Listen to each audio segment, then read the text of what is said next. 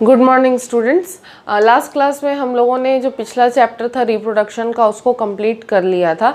आज का जो क्लास है, आज की क्लास में हम लोग एक नया चैप्टर स्टार्ट करने वाले हैं, हेरिडिटी एंड इवोल्यूशन। ठीक है, इस चैप्टर में से हम लोगों को बेसिकली सिर्फ हेरिडिटी वाला पार्ट पढ़ना है, बिकॉज रिवाइज सिलेबस के हिसाब से इवोल्यूशन वाला जो पार्ट है वो हटा दिया है। ठीक है, तो हम लोग सिर्फ जो है हेरिडिटी वाला पार्ट जो है इस चैप्टर के अंदर पढ़ेंगे। ठीक है, अब हेरिडिटी और एक और टर्म आता है इनहेरिटेंस। ठीक है, हेरिडिटी एंड इनहेरिटेंस दोनों होता क्या है?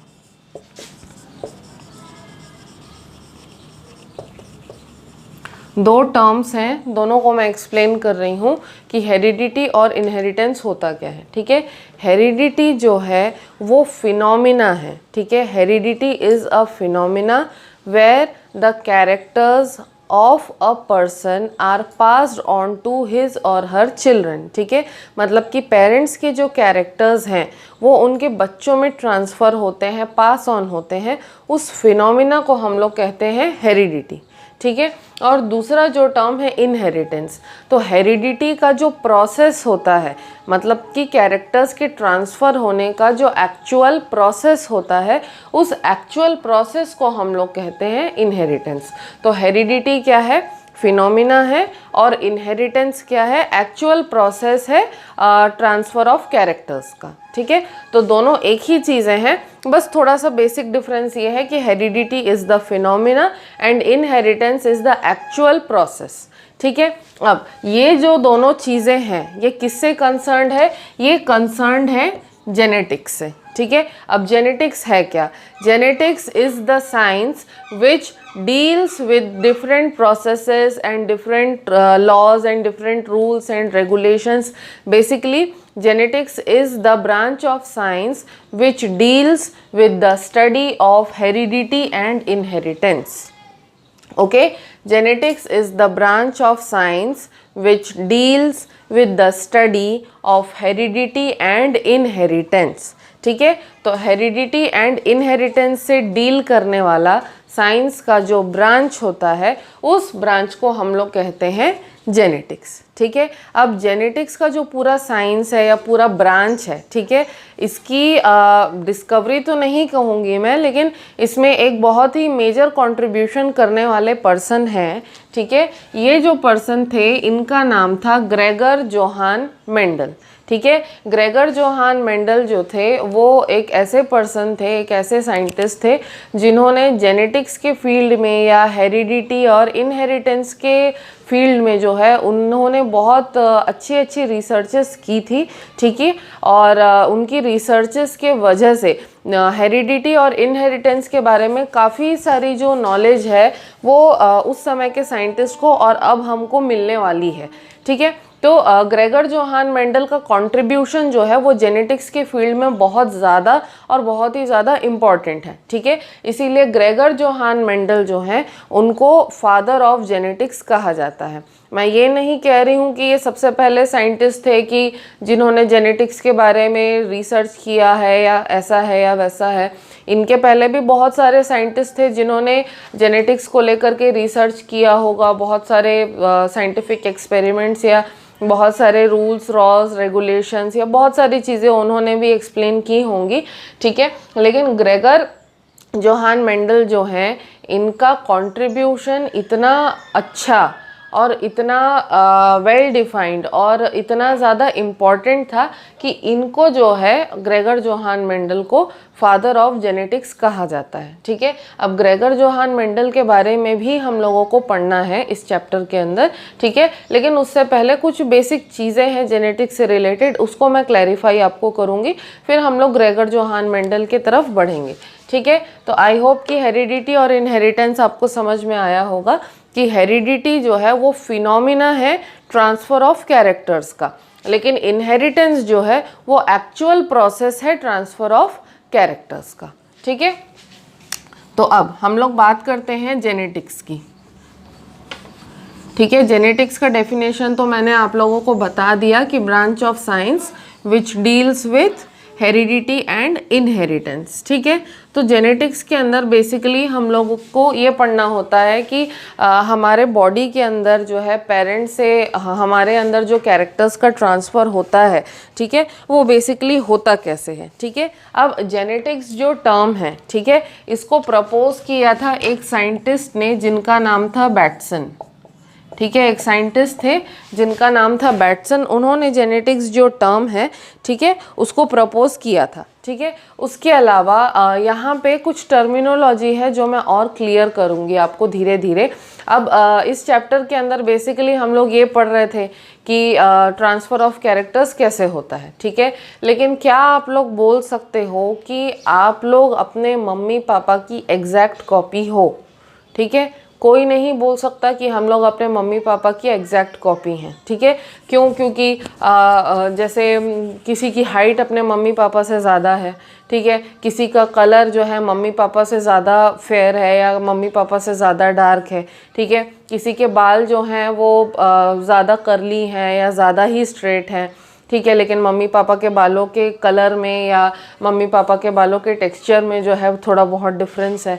तो हम कभी भी ये नहीं कह सकते कि हम अपने पेरेंट्स की एग्जैक्ट कॉपी हैं, ठीक है। जैसे मैं अपना ही एग्जांपल दूंगी कि मेरी जो हाइट है मेरे घर में सबसे ज़्यादा है, ठीक है। मेरे फादर की हाइट एवरेज है 5'4", मेरी मदर की हाइट एवरेज है 5'3", ठीक है। मेरी सिस्टर की हाइट मुझसे कम है, वो मुझसे बड़ी है, ठीक है, लेकिन उसकी हाइट मुझसे कम है, ठीक है। तो उसकी हाइट मुझसे कम से कम 1 सवा इंच कम है, तो उसकी हाइट मोस्ट प्रॉब्ली हम लोग मान लेते हैं 5'6" होगी, और मेरी हाइट जो है 5'7" या 5'7.5" ऐसी कुछ होगी, ठीक है। तो ऐसे कहा जाए तो मेरे पेरेंट्स से मुझ में कैरेक्टर्स का ट्रांसफ़र हुआ है, लेकिन फिर भी कुछ ना कुछ चेंजेस जो है मेरी बॉडी के अंदर देखने के लिए मिले हैं। मतलब कि कुछ ना कुछ यहाँ पे क्या आ रहा है, वेरिएशन आ रहा है।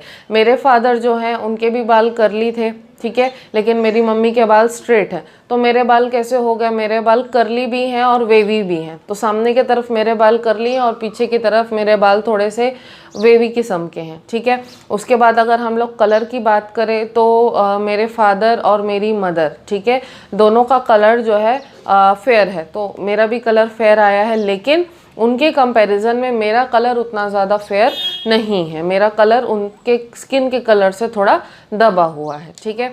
उसके बाद अगर और हम लोग बात करें मेरे पेरेंट्स की, दोनों की जो आंखें हैं वो थोड़ी छोटी हैं, लेकिन मेरी आंखें उनकी आंखों के कंपैरिजन में थोड़ी बड़ी हैं, ठीक है। उसके बाद हाइट के बारे में हम लोगों ने बात किया कि दोनों की हाइट एवरेज थी, लेकिन मेरी हाइट ज़्यादा लंबी हो गई है, ठीक है। उसके अलावा अगर दूसरी चीज़ों के बारे में बात करें, ठीक है, कि मेरे हाथ पैर का जो डिज़ाइन है, ठीक है, मेरे हाथ जो है ज़्यादा लंबे हैं, मेरे पैर जो हैं ज़्यादा लंबे हैं, ठीक है। तो जनरली उनकी हाइट क्योंकि छोटी है तो उनके हाथ पैरों की लंबाई उतनी ज़्यादा नहीं है। या फिर मैं अपने पाम ऑफ हैंड के बारे में बात करूँ, अपने हाथ के पंजे के बारे में बात करूँ, तो मेरा हाथ का पंजा आप लोग भी देख सकते हो बहुत लंबा है, मेरी फिंगर्स भी बहुत लंबी हैं, लेकिन ऐसा मेरे पेरेंट्स के अंदर नहीं है, ठीक है। तो यहाँ पे बेसिकली मैं क्या एक्सप्रेस करना चाह रही हूँ, क्या कहना चाह रही हूँ कि जो पेरेंट्स के अंदर, मेरे पेरेंट्स के अंदर जो कैरेक्टर्स हैं, ठीक है, उनके कैरेक्टर्स मेरे अंदर ट्रांसफ़र ज़रूर हुए हैं,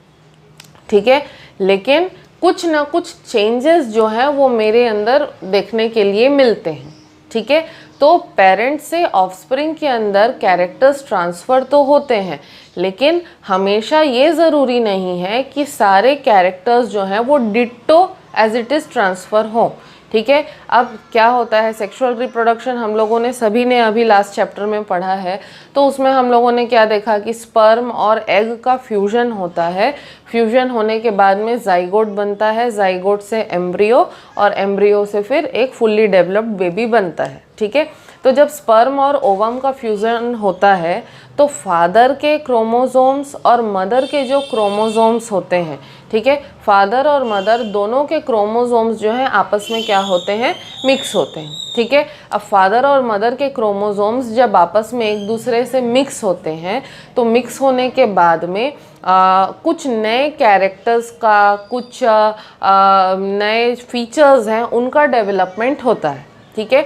और वही फीचर्स जब उनके ऑफस्प्रिंग में एक्सप्रेस होते हैं तो कुछ फीचर्स जो हैं एज इट इज़ एक्सप्रेस होते हैं और कुछ फीचर्स जो हैं उनमें चेंजेस आते हैं, ठीक है।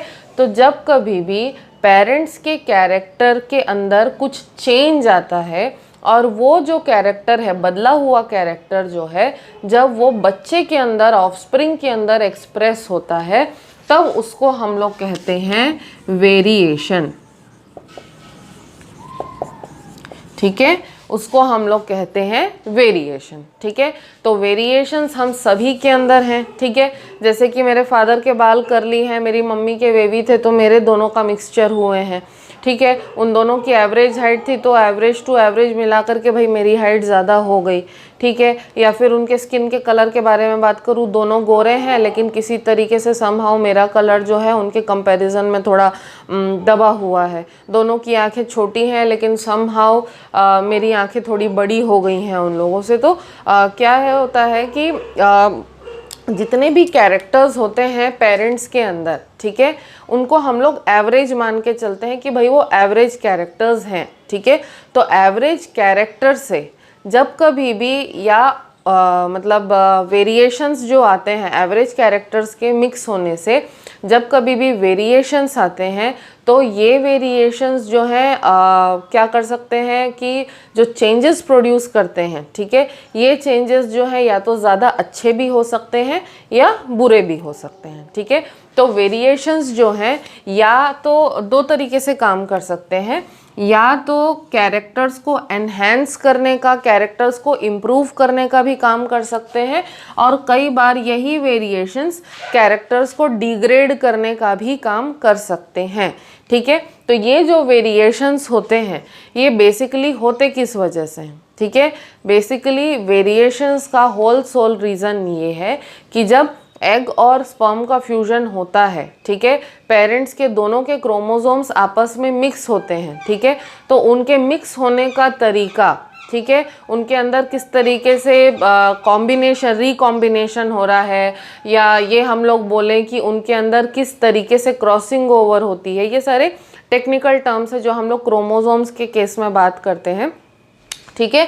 तो उनके अंदर किस तरीके से क्रॉसिंग ओवर हो रहा है, किस तरीके से रिकॉम्बिनेशन हो रहा है, उनके अंदर प्रॉपरली सेपरेशन हो रहा है कि नहीं हो रहा है, ठीक है। ये सारी चीज़ों को ध्यान में रखते हुए हम लोग ये डिसाइड करते हैं कि वेरिएशंस प्रोड्यूस होंगे तो किस तरीके से होंगे, ठीक है। तो हम सिर्फ क्या कर सकते हैं, हम प्रोबेबिलिटी बता सकते हैं, हम सिर्फ जो है एक्सप्रेस कर सकते हैं या उम्मीद कर सकते, प्रोजेक्ट कर सकते कि भाई ऐसा ऐसा हो सकता है, लेकिन ज़रूरी नहीं है कि हमेशा जैसा हमने सोचा है वैसा ही हो, ठीक है। तो वेरिएशंस जो हैं इनके प्रोड्यूस होने के बहुत सारे रीज़न्स होते हैं, ठीक है।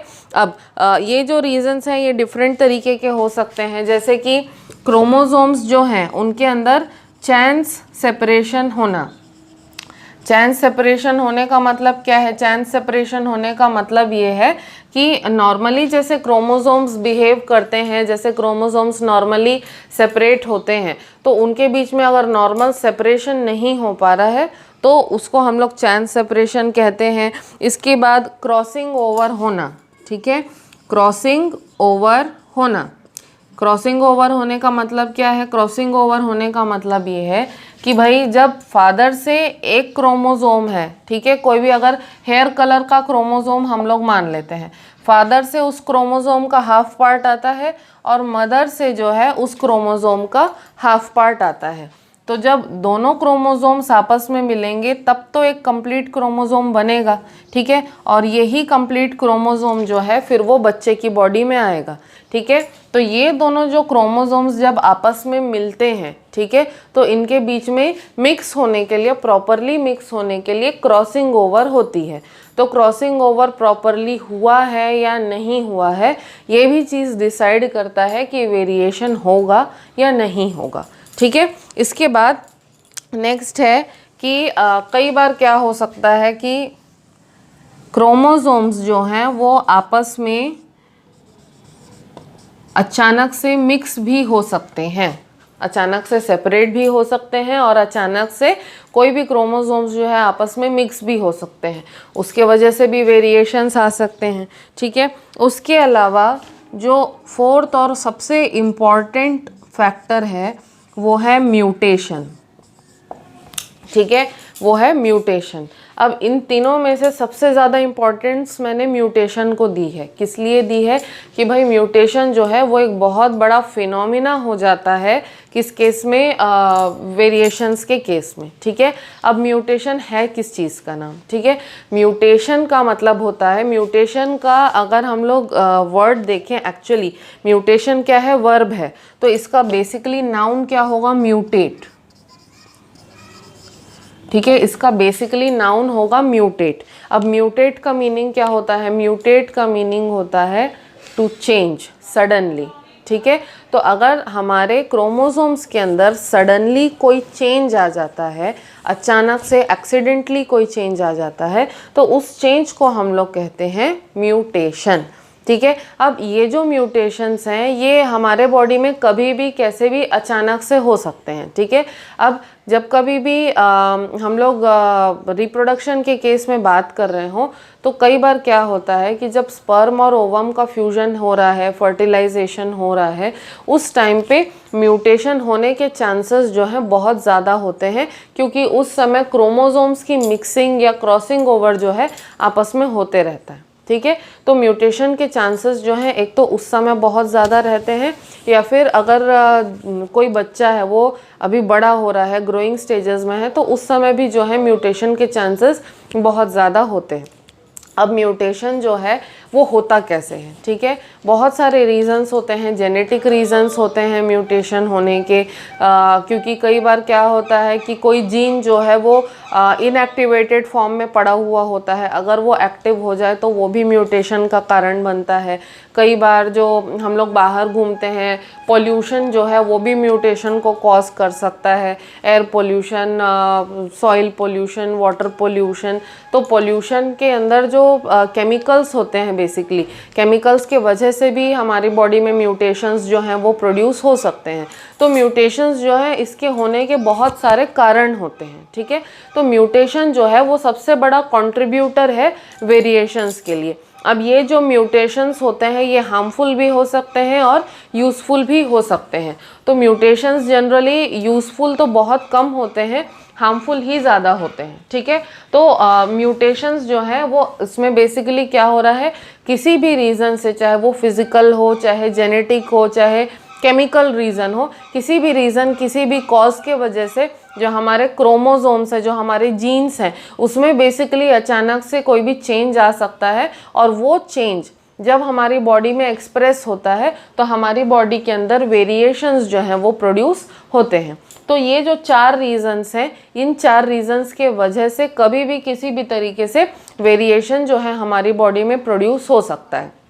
अब जैसे मैंने बोला, ये वेरिएशन यूज़फुल भी हो सकता है, किसी कैरेक्टर को एनहांस भी कर सकता है, और ये वेरिएशन जो है किसी कैरेक्टर को डिग्रेड भी कर सकता है, ठीक है। तो दोनों ऑप्शंस जो है वो यहाँ पर पॉसिबल हैं, ठीक है।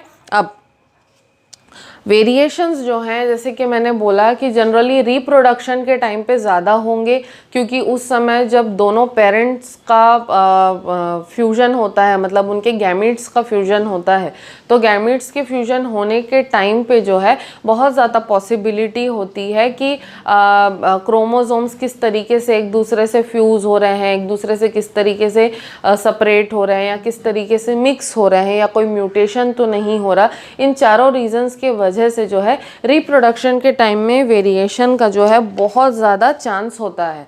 अब अगर एसेक्सुअल रिप्रोडक्शन के केस में हम लोग बात करें, तो एसेक्सुअल रिप्रोडक्शन के केस में जनरली क्या होता है, वेरिएशन का चांस जो है वो ना के बराबर होता है, क्योंकि बेसिकली एसेक्सुअल रिप्रोडक्शन में जो ऑफस्प्रिंग्स होते हैं वो पेरेंट्स की ट्रू कॉपी होते हैं, क्योंकि वहाँ पे किसी भी तरीके से जेनेटिक मटेरियल में हेरिडिटी या इनहेरिटेंस वगैरह तो इन्वॉल्व होता है, लेकिन ये सारे जो प्रोसेसेस हैं, ये उसमें इन्वॉल्व नहीं होते। एक सिंगल पेरेंट जो है वो सिंपली डिवाइड करके दूसरा जो अपना ऑफस्प्रिंग है उसको बना लेता है, ठीक है। तो क्योंकि एक ही सिंगल पेरेंट इन्वॉल्व होता है एसेक्सुअल रिप्रोडक्शन में, तो उससे एसेक्सुअल रिप्रोडक्शन से बनने वाले जो नए ऑर्गेनिजम्स होते हैं वो अपने पेरेंट्स की ट्रू कॉपी होते हैं। इसीलिए एसेक्सुअल रिप्रोडक्शन से बनने वाले जितने ऑर्गेनिजम्स होते हैं उनको हम लोग क्लोन्स बोलते हैं, ठीक है।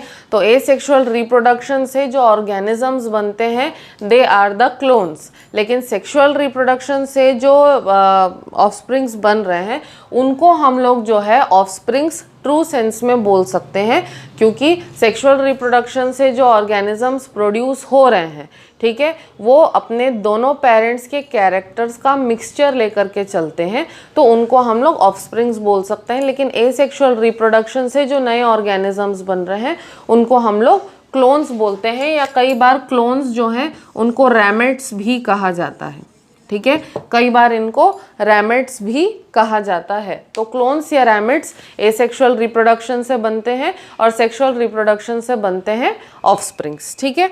तो आज जो है ये मैंने आप लोगों को बेसिक एक फिनोमिना जो है या बेसिक नॉलेज जो है जेनेटिक्स का ये एक्सप्लेन किया है। आज जो है मैं बहुत ज़्यादा आप लोगों को एक्सप्लेन नहीं करूँगी, अदरवाइज़ आप लोगों को कन्फ्यूजन होगा, ठीक है। लास्ट क्लास के जो नोट्स हैं, लास्ट चैप्टर के जो नोट्स हैं वो मैं आप लोगों को भेज रही हूँ, उसके साथ साथ ये वीडियो आप लोगों को भेज रही हूँ, ठीक है। और आप लोगों के लिए एक वर्क है कि आप लोगों का जो हेरिडिटी एंड इवोल्यूशन वाला जो चैप्टर है उसके फर्स्ट 2 पेजेस आप लोग अगर पढ़ोगे तो जो भी मैंने बताया है उसका आप लोगों को और ज़्यादा क्लैरिफिकेशन मिल जाएगा, ठीक है। अगर वो सब पढ़ने के बाद में भी आप लोगों को कहीं कोई डाउट आता है तो you can ask me. Thank you.